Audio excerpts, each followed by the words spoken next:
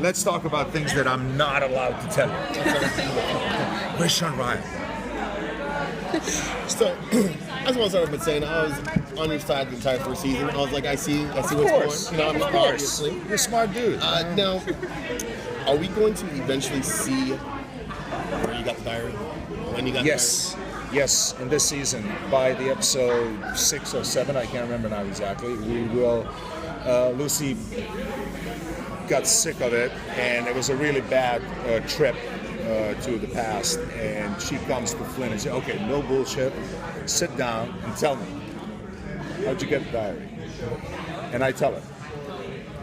And that's it. That's as far as we're gonna go. Okay. But it's an interesting story that sets up kind of like the new third season, and it's changing of the rules, and it's like the future is going to bring new technological developments, and you may not I just can't say travel more than that. backwards. You may see a little bit more forward, or the possibility of jumping forward. We'll see. It's like everything is open. But yeah, we definitely will see how Flynn ends up with the journal. Yeah. Do you at all have a desire to just steal the lifeboat this season? We've been discussing that, and Flynn tried so many times, and he had a better lifeboat. He didn't need a charger. He had a plutonium device that was actually, the lifeboat was always charged, and he had resources, and he was not able to bring his family back. So now in this situation, he knows if he steals the lifeboat, he doesn't have a support mechanism to maintain this kind of like crappy lifeboat, because his lifeboat was so much more advanced. He's kind of like, first time he sits in this lifeboat, it's kind of like really? Like, is this thing gonna explode or something? It's kind of funny. So no, he kind of like thinks they figured out finally that Rittenhouse is a bad guy, and they're going after it. So he's like, they're aligning the interests, and he's going to be with them as long as they do the same thing that he wants to do. But how long that's going to take, we'll see. But for now, he's going to be happy. But he's still in jail. He's going to come out soon. We're going to probably see it in about half an hour. Yeah. Flynn's priority has always been his family, but now he's sort of aligned with the time team. If he had a chance to get his family back, would he think twice about betraying the team? At this time, probably he would, because he knows, as we are going to see, I don't know where we are now, he knows that whatever's given can be taken as easy. So Rittenhouse, now with the lifeboat, they can actually bring his family back if they want, just to mess up the whole team and make Flynn, maybe they can blackmail Flynn with, we're going to bring your family back if you're going to damage the lifeboat or the time team. So there's a lot of possibilities. So he's definitely not going to do anything like that. He wants to play with time team and try to destroy Rittenhouse in the past, because that's the only way to get his family back. So he's not going to go try to do it like, kind of like small incisions here and there. They're really going for destruction of the Rittenhouse deeper in the past. And that way, if they complete that, one day they come back, things should be back to where they were. Speaking of old school Rittenhouse, I know you haven't had to interact with him. What do you think of what Lucy's grandfather is trying to do? Well, we have kind of detailed explanation in this season. It sounds a little bit vague in the first when you just hear it, but it's kind of like what Nazi Germany tried to do with the Aryan race. They tried to purify. If you see a man in a high castle that struggle with son who is challenged development, they would just destroy all of that. They would just have like perfect specimens. They want to kind of like, what's the word? To clear the race and to become like humanity, to become like perfect. They want to kind of like artificially make development what they consider positive development of the humanity in this direction. And by changing the different things in the past. And this episode, we have actually some really cool. Our history guy is really amazing.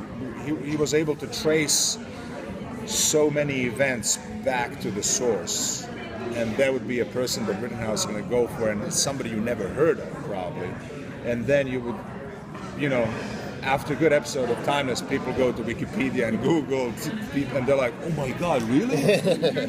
So we're going to have a couple of surprises like that, and you're going to see that this one person, that because of something he did, that all these things happened, this big tree kind of grew in the future, and if you really remove this one person, there's a good possibility that tree is going to be much smaller or not even developed. So we're kind of focusing on that right now, and I think it's a pretty kind of menacing idea of the future world.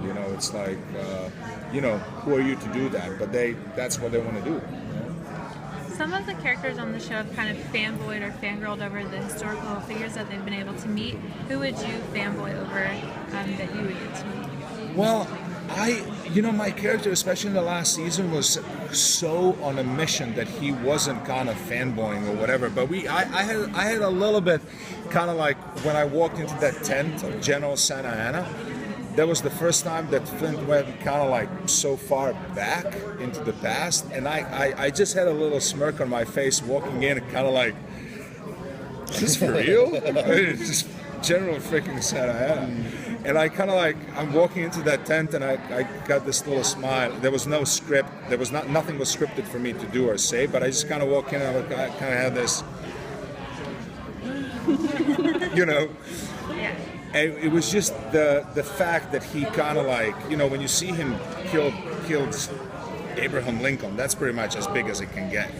So he was not fanboying over that. He just literally executes the guy. And that was kind of pretty much unbeatable with size of a historical figure and what you're going to do to him. That's like, I need to talk to my son for an hour before I let him see that. It was like... What would you imagine television film would be like without Citizen Kane?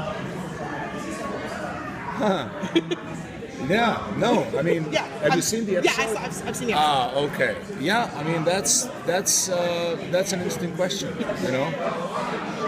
But so, that's kind of tracing you to the source, what I was talking about before, And we're going to be, music was always connected with peace movement in the 60s, with Vietnam War and all of that. So if you made some changes in the past about music, question is, would rock and roll develop in that way? Would peace movement develop in that way and all that stuff? So it's unlimited amount of answers and questions, You just go back and remove one thing of the puzzle. Is everything going to crumble down, or is it going to be kind of on a shaky ground? And it's all about that. Is there a historical figure that you personally would love to just like work on? Not necessarily. Okay, you start over. A historical figure you'd like them to bring into the story so that you could at least work with them on the screen. The problem is, people I would like to meet, they're further back in the past, and we seriously have no business going further back than like Revolutionary War. It's like going back before that. We already established who Rittenhouse was, who was actually the guy who started all of that. We killed the guy, and his line continues. We could come up on something. If the show continues. Bonnie and Clyde into this whole thing. It seems like you bring pretty much any. I'm more into kind of like if you talk about it, geeking into history. I would kind of like to see Michelangelo. I would like to see safely, like building up the pyramids. I don't want to end up as a guy pushing the rock. You know what I mean? As an observer, I would like to see many things back in the past. I would like to see Santorini. Was that real Atlantis or no, or was it just kind of like an island that Plato kind of built up the story, but it was actually Atlantis? Those things I would like to see. Like last kind of 200 years, that was so close to me in a way. I was born in a city, cathedral in my hometown was built in 1500s, so it's kind of like, for me, that last 200 years, we traced literally the house where my grandpa lived. So it's kind of like, it's too close to me, and I kind of think of history more from Renaissance back, Even like 17th century is still kind of like, relatively fresh because the city I was, you walk every day on like everything looks like pretty much from the 16th century in my hometown. It's like all built in stone and it's like unchanged except you got like satellite dishes on it and you got glass windows and stuff like that. But the houses and buildings are. So for me, from Renaissance back, Egypt, wouldn't you go outside of Troy on the last day and see, did they actually build a freaking horse? That would be cool. Thank you, guys. Yeah. Odysseus, but that's the further back you go. I need to talk to Sean Ryan. Thanks a lot, man. you. Appreciate it. Thank you guys.